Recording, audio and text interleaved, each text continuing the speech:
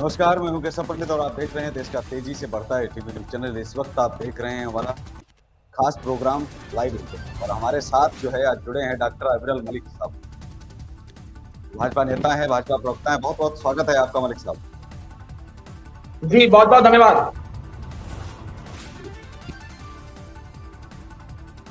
वापस आवाज जो है जी, अखिलेश यादव ने क्या कुछ कहा है पहले तो आपको वो सुनाते हैं और उस पर क्या प्रतिक्रिया है आपकी वो हम जो है जानते हैं।